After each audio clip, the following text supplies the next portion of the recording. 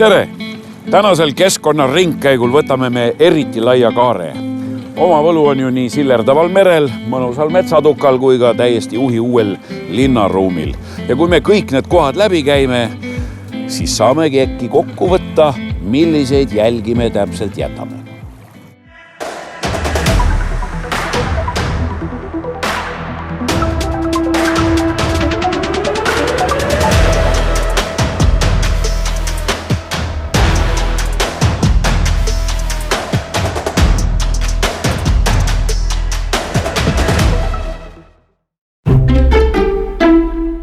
Vahel on elus nii, et kui soovid vaadata sügavuti millegi sisse, siis on targem mitte kohe detailidesse sukelduda, vaid vaadata asju nii-öelda distantsilt, mida kaugemalt, seda parem. Näiteks uurida Läänemerd satelliidipildi abil.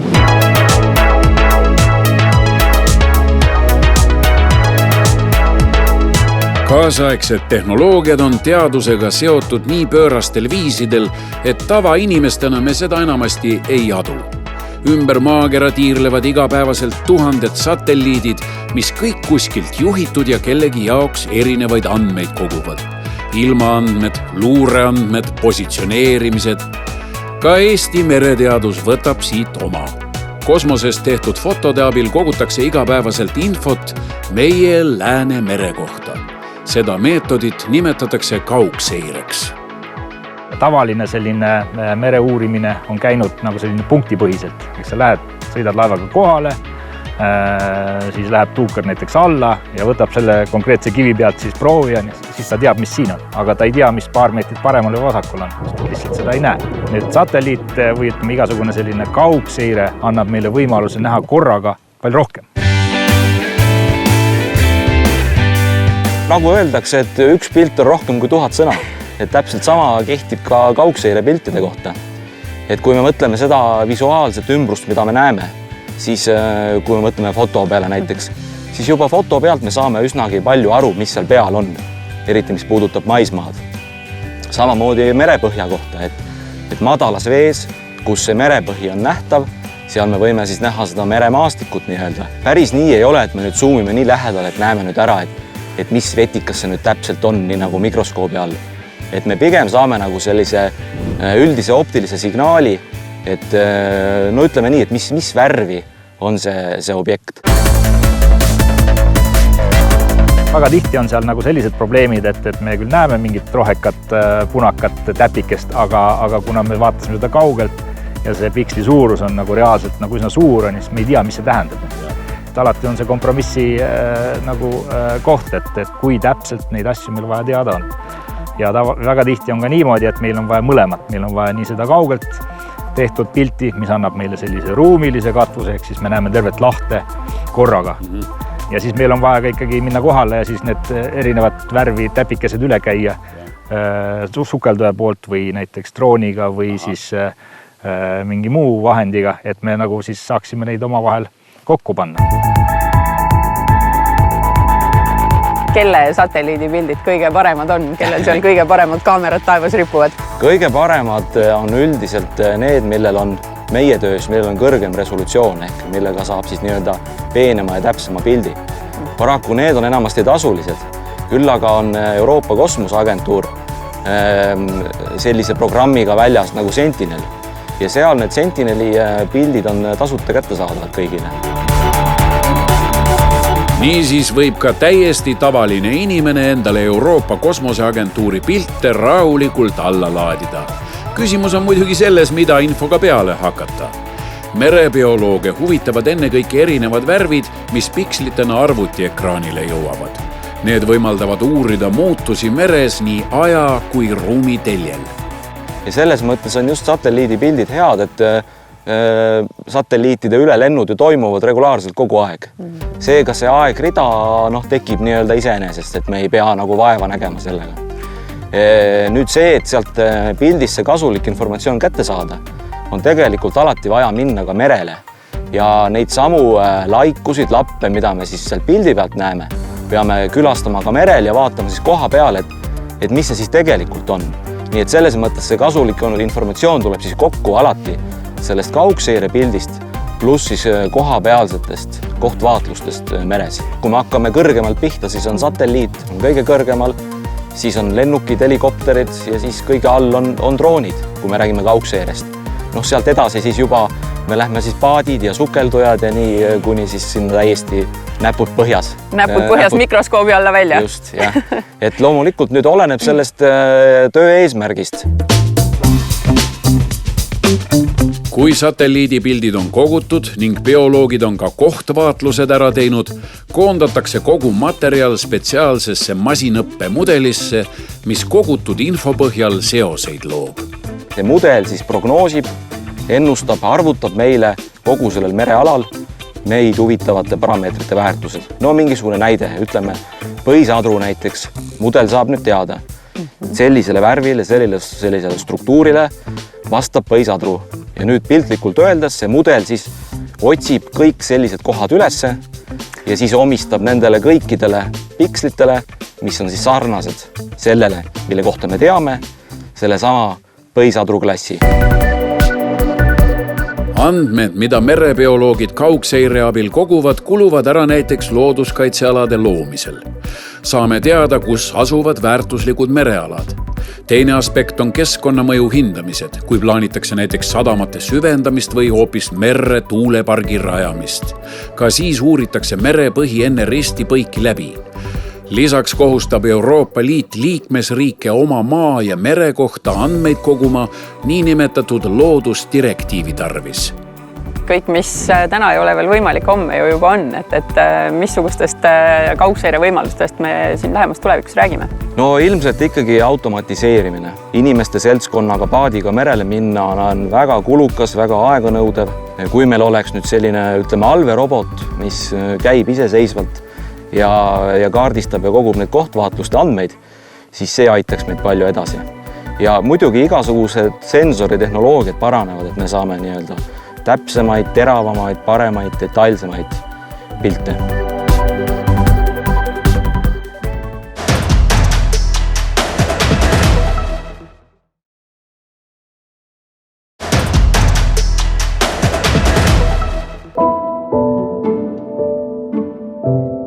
Kui me läheme metsa laadima või midagi korjama, siis me otsime ikka sellist kohta, kus kuidagi oleks nagu mõnus olla ja mõnus jalutada. Selliste paikade eest saame tänulikud olla metsaomanikele, kes moel või teisel kooslusesse panustavad. Aga ega see alati nii lihtne polegi, sest et looduses juhtub kogu aeg midagi. Me praegu seisame ühes üsna maalilises kohas tegelikult, selline ilus kanarbik õitseb ja väike pohl ja niimoodi, aga tegelikult, kuidas ma aru saan, et siin 5 aastat tagasi toimus suur ja väga raske põleng? Ikkagi kõige olulisem märk, mis siin alles jääb, on ikkagi need samad sööstumisjäljed siin. Igal pool tüvede peal on näha üht-teist, lähme vaatame, jah. Siin ongi see pinnatuli olnud, mis on siis alumise taimestiku ka kaasa võtnud, ütleme siin all võisid ka kasvada kuused. Kui me kõrvalmetsa vaatame, seal on näha, tegelikult kuuse teine rinne on siin olnud. Ja see kõik on läinud ja selle tõttu on ka sööstunud see männi ülemine osa, et kuused on andnud kõrvalt tal kõva tule üles. Juurde, jah. Siin on näha, kus on kuusekänd kõrval ja see kuusk läks nagu sära küünal ja siis tänu sellele kuusele tõmbas tule üles. Kas mina metsaomanikuna saan kuidagi ka sellist tulekahju ennetada? Kas minu võimuses on midagi ära teha? Tehti päris palju nõukogude ajal ja metskondades tehti eriti palju sellistel liivastel aladel tehti tuletõkkeribasid. 2,5 meetrit laiad vähemalt ja hoiti seda liivaala puhta liivafrondina. Sealt ei lähe siis see pinnatuli ja maatuli nagu ei lähe liivast üle. Aga tänapäeval on just eriti oluline ikkagi metsateede olukord. Nende teedega tehakse kraavide juurde tehakse tuletõrje ja veevõtu kohad. Plus see tee ise on ka ju see sama... Tee ongi see tulekaitse riba juba, nii öelda. Mida rohkem Eestis metsateid tehakse ja seda soodustatakse, inimesed neid hoiavad ühiselt, siis see on väga suur abinõu. Siin on ka ju erametsaomanikud ja samamoodi võimalus kaasa rääkida ja oma maaparandusobjekte teha ja samas selleks on ka oma ette toetusmeede nii-öelda. Maaparandus nagu tagakski ka selle tuletõkkeriba tekkimise sinna selle kraavi näol ja selle muldvalli näol. Metsaomaniku vaenlaseks on lisaks tulele ka tuul, mis suuremate tormide ajal on nii võimas, et võib puud kas poolest tüvest või suisa maa küljest lahti murda. Kui tihedamas metsas kasvama harjunud puud näiteks lageraie järel äkki tühjal platsil möllava tuule kätte jäävad, polegi suurt häda vaja kaugelt otsida. Tormimurd tuleb, aga kas oma jõududega või näiteks erametsakeskuse toetuse abil õnnetuspaigalt kiiresti välja saada, sest vastasel juhul on oodata kutsumata külalisi. Siis kevadel ikka esimese asjana tulevad siia üraskid sisse ja siis tekibki uus kolle nii-öelda järgmise metsa jaoks jällegi. Noh, see on see kuusekoore ürask meil. Mõte kui nunnu ju. Nunnu ikka. See on nagu isas Mardika poolt näritud hunnik siin. Sinna ta teeb sellise pulmatoa sinna koore alla, sellise kambri. Ütleb emasele, et siin on hea tuba. Ja siis hakkab eritama selliseid kogunemisferomoone. Sellise asi on kohe olemas nimetus kogunemisferomoon. Ja siis hakkavad emased siis tulema külla talle. Ja iga emane hakkab siis omas suunas siis käike tegema ja järjest munema niimoodi käiguservadesse. Ja kui need munadest koorunud tõugud siis hakkavad omakorda siis omale toitu otsima, siis hakkavad kahele poole horisontaalselt liikuma. Ja lõpuks on nimelt, et selle kuuse juhtsooned on läbi näritud ja ainevahetus enam ei toimi kuusel, et vesi tuleb maapinnast üles ja ained ei liigu tagasi juurtesse. Ja ongi see protsess nagu katkestatud. Kas on ka mingisuguseid toetusmeetmeid, mis aitavad mul üraski probleemiga Eestis tegeleda? Jah, nüüd on tekkinud täiesti uus erametsakeskuse meede üraskite kahjustuste ennetamiseks ja vältimiseks ja vähendamiseks. Et metsaomanikud, kellel on üle 30-aastane kuusik näiteks kinnistul ja seal on üraski oht üsna suur. Sinna on võimalik inimesel soetada siis feromonpüüniseid. Pole aga tingimata vaja suurt katastroofi, et mets omaniku tähelepanu vajaks. Noortes metsades on tööd lausa aastaringselt.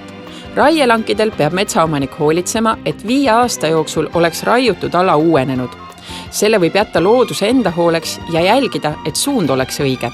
Või siis aidata kvaliteetse metsa kasvamisele kaasa, istutades raiutud metsa asemele uued puud, mis just sellele kasvukohale hästi sobivad. Kui ta istutab selle taime siia kevadel maha, siis see taim tahab ka kohe samal aastal juba hooldamist. Kasvab rohurinne, sõnajalad, igasugused vaarikad, muud asjad hakkavad tulema. Ja seesama istutud taim tahab ju saada nii-öelda edumaad. Ja selleks ongi inimesel vaja siia tulla ikkagi vaatama seda kultuuri ja hooldama. Pluss veel 3 aastat otsa sinna on selline periood, kui omanik saab intensiivselt seda asja teha ja saab selle eest ka tegevustoetust. Ja kui ta seda taime õigel ajal välja ei aita, siis esimese lumega näiteks läheb see hein koos taimedega pikali ja kevadeks on need taimed audunud. Seal on all tulevad seenhaigused ja igasugused tõved ja kogu valdav toetuspakett lähebki noorte metsade hooldamisele. See on siis kuni 30 aasta vanused metsad, sest et kui me sellesse ei panusta, siis lähebki see asi nagu metsa nii-öelda. Seisame ilusate väikeste mändide keskel, et kuidas sa saad aru, et siin on nüüd omanik tegelikult nagu panustanud päris hästi? Siin on näha, et männid on saavutanud sellise enda vanuse kohta päris korraliku kõrguse, kuna siin on tegemist umbes 4 aasta vanuse männikultuuriga ja omanik on käinud neid igal aastal siin heina seest välja aitamas. Mis see järgmine samm nüüd siin on? Nüüd peaks natukene mõtlema selle peale, et kui siin on sellised suured laaned ümberring, et kuidas siin ulukitega lood on, et ikkagi oleks mõistlik neid ka vastu talve kaitsta näiteks põdra või kitse kahjustuste eest nii-öelda. Ja selleks on niisugune väga hea vahend tänapäeval tekitatud, on lambarasva baasil välja töötatud pritsimispreparaat, et just see selline talvine periood üle elada. Põdral elamas ei maitse? Ei maitse vist jah, sest et nad on nagu mõlemad sellised rohusööjad, et siis ei maitse. Kui naabrid lambaid peavad ja villaga midagi teha ei ole, saab põtru peletada aga veelgi lihtsamal moel. Oma armsate puuhakatiste vahel ongi koos järeltuleva põlvega talvist põdratõrjet tegemas auhinnatud metsamees Tõnu Mändla. Kuidas näeb sinu argipäev siin välja? Kas sa käid neid ise nunnutamas? Mul on küll seda tunne, et sa räägid nendega. Ei tea, kui metsa 200 hektarit, siis jõuan nende kõikidega rääkida. Aga siin ma tõesti osalika tegin ise ära selle, et väike tükk, kui on ikka suuremad tükid, siis kasutan kõrvalist abi ka. Ma tean, et sa ise väga pingutad, et asjad oleksid tehtud õigel ajal ja ei kahjustaks loomi ja linde, kes siin sees elavad, et kuidagi loodusega kooskõlast on ikkagi ka võimalik metsa majandada. No ikka on, aga siis et ma nagu olen vältidki seda lageraiet. Et nagu siin näete, siin on veel metsa küll, et see on nüüd 100-aastaseks on ammu maha lõigatud. Ja nüüd kui sellega saad lõikad teile näppu ka, et nüüd on need 100-aastased kuused kooreüras, kuusekoores ära kuivatanud, et muidu et oleksid 5 aastat tagasi, 10 aastat tagasi maha lõiganud, aga vahest peab kahju ka kannatada, aga siis miski teha pole. Aga need kännud mulle eriti ei meeldi, mul meeldib ikka niimoodi, et vaatad üles ja näed metsa.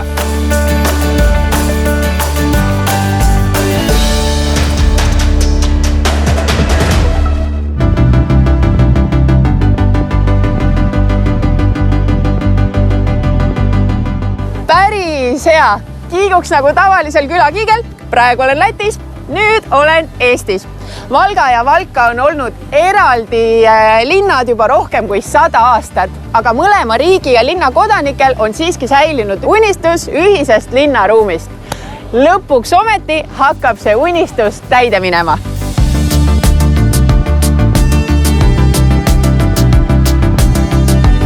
Valga vallaarhitekt Iiri Tintera meenutab, et ideed 2 linnakeskkonna ühendamisest on nii Valgas kui Valkas mõlgutatud juba 2007. aastast, mil nii Eesti kui Läti Schengeni viisaruumiga liitusid. Kuid mõlema riigi nõudmistele vastava projekti arendamine pole sugugi lihtne ülesanne ja kõik, mis 2 linna eraldas, oli visa kaduma. Kui me siin oleksime veel paar aastat tagasi, siis see keskkond siin oleks selline, et teil oleks tunne, et linn lõpeb, et Valga tulest ei olnud Valka üldse näha, vastupidi ka. Võsa oli? Siin oli võsa, siin oli erinevad sellised hooned, vaiksed hooned, mis kõik pöörasid oma selja selle piiri peale, sest see oli ju linna lõpp. Ja see peamine eesmärk, mida me tahtsime saavutada, oli just see, et uuesti visuaalselt avame need vaated ühest riigist teise riigi. Aga see, mille üle mina isiklikult olen kõige rohkem uhke. Siin on tegelikult näha meie Äänikiriku ja Valka Luke-kiriku või Lugaži-kiriku. Kirikutornid. Ja me ehitasime nende 2 kirikute vahel promenaadi, kus selle promenaadi iga lõpul on keskvaljak. Meil on oma natuke vanem keskvaljak, natuke 2,5 aastat vanem keskvaljak oma pool. See on natuke suurem ja selline nagu vanalinlik keskvaljak ja siis Valka sai selle projekti raames oma keskvaljaku. Need laadad toimuvad siin. Jah, on lahti. Täpselt nii ja ühest keskvaljakust kõnitakse teise keskvaljakule. Vahepeal muutuvad reeglid, siis muutub riik. Lätis on näiteks alkohol odavam, Eestis on jälle parem kohvi ja see on, miks need laadad tegelikult on niivõrd nagu populaarsed, et siia tullakse nii Põhja-Lätis kui Lõuna-Eestis. Linnakeskkonna arengud on mõeldud rõõmu tooma igas vanuses inimestele.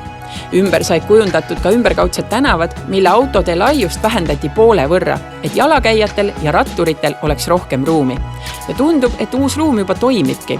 Avatud on uusi kohvikuid ja poode, piiripunktist on üha enam märgata mõlemas linnas liikujaid. Tegelikult nii Valga kui Valka ju tema peamine mure on, et siit inimesed pikem lahkuvad ja miks nad lahkuvad ilmselt suurel määral seetõttu, et nad ei tunne ennast siin hästi. Ja me näeme, et eriti kesklinna linnaruumi kaudu on võimalik kuidagi taastada seda valgalaste uhkus on oma kodukoha üle. What about the Latvians? How important is it for this side of the town? Very, very important because before this project, this territory looks like after war, ruins actually, and some old house in very bad condition. And now we see how many people using time each day or in evenings, full of people with families. And using this infrastructure in both parts. For example, this small cafe, Valk, this just opened because it's center. And we hope it's like a first bird came, and after them, this other old houses will back to active life.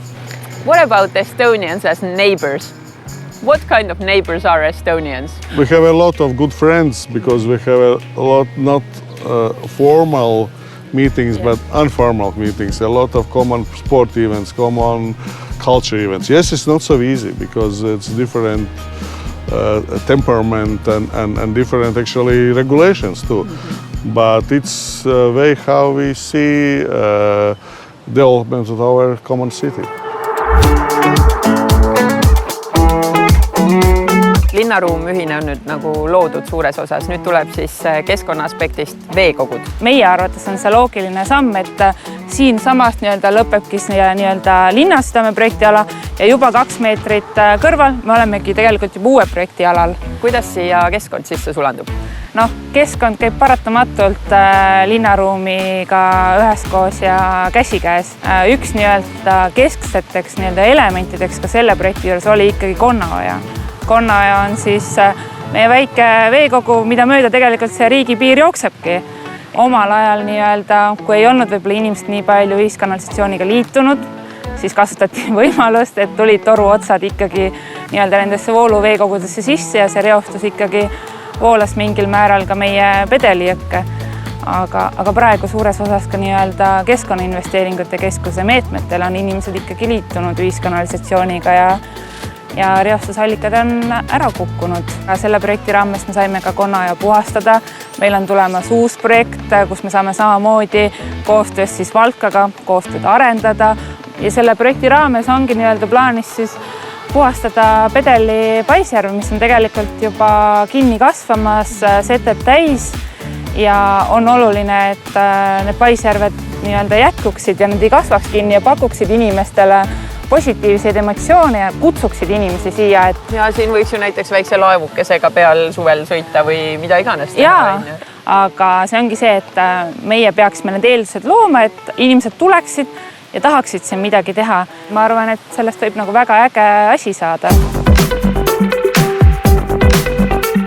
Maksma on praegu valminud linnakeskkond läinud enam kui 5 miljonit eurot, millest 3 on tulnud Interreg programmist. Üle Euroopa Liidu riikide piirialadel toimiv programmide kogum on algatatud eelkõige selleks, et arendada naaberriikide puutepunktides koostööd ja kohalikku elu.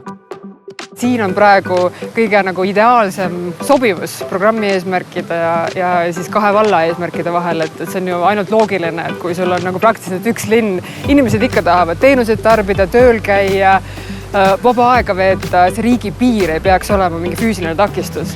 Kes sellest programmist kõige rohkem kasu saavad? Need on ka tavalised inimesed, kes saavad sellest ka tegelikult tulu ja puhta elukeskkonna ja näiteks tulu ettevõtlusele, kui nad juhtuvad olema ettevõtjad, nii et see põimub läbi kõikidest eluvaldkondadest.